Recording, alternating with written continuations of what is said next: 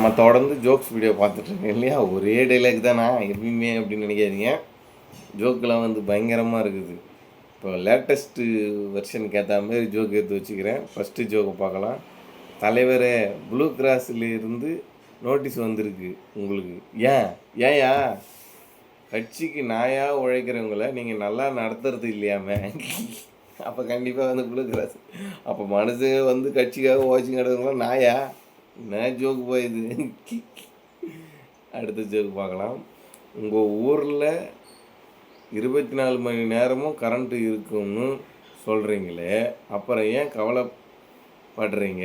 24 மணி நேரம் கரண்ட் இருக்குன்னு சொல்கிறீங்களே, அப்புறம் ஏன் கவலைப்படுறீங்க? யோ, அது ஒரு மாதத்தில் 24 மணி நேரம் தான் இருக்கும் அப்படின்னு சொல்லி இன்னொருத்தர் சொல்கிறாரு. நிறைய ஊரில் இந்த மாதிரி இருக்குது.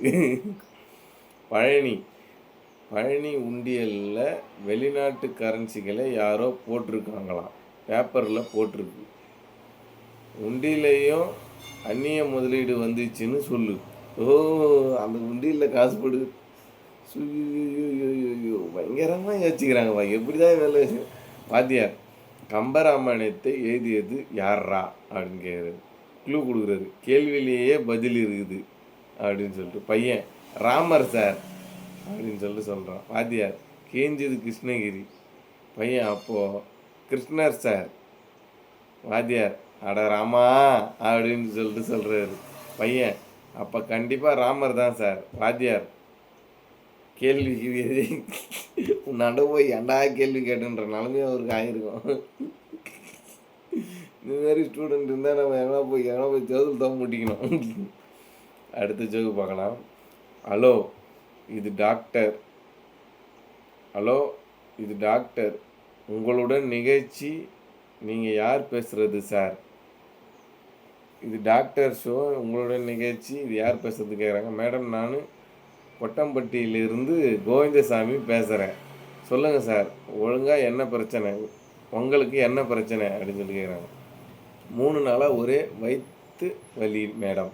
3 நாளாக வயிறு வலிக்கு தான் சொல்கிறாரு. அப்படியா, கொஞ்சம் உங்கள் டிவி வால்யூமை கம்மி பண்ணுங்கள் சார் அப்படின்னு சொல்லி சொல்கிறாங்க. டிவி வால்யூமை கம்மி பண்ணால் வயிற்று வலி நின்றுடுவான் மேடம். நிகழ்ச்சி தொகுப்பாளர். கேள்வி. வயிறு வலின்னு சொல்லிட்டு டாக்டர் கால் பண்ணிக்கிறாரு. அவங்க டிவி வால்யூம் கொஞ்சம் கம்மி பண்ணுங்க, நீ பேசுறது கேட்கலன்னு சொல்லிக்கிறாங்க. டிவி வால்யூமை கம்மி பண்ண வயிற்று வலி நின்றுவாங்கிறாங்க. யாரான முட்டாள் அப்படின்ற மாதிரி தானே இருக்குது உங்களுக்கு. கண்டிப்பாக எனக்கு அப்படி தான் இருக்குது. அடுத்த ஜோக்கு பார்க்கலாம். காரை உரசியதுக்கா நடு ரோட்டில் நிறுத்தி 1 மணி நேரம் டிராஃபிக் செய்து வாக்குவாதம் செய்யும் அந்த நபர்கள் தான் குடிநீர் கேட்டு சாலையை மறித்து போராடும் மக்களை பார்த்து சொல்லுது, பப்ளிக்கை ஏன் தொல்லை பண்ணுறீங்கன்னு சொல்லிட்டு சொல்கிறாங்க.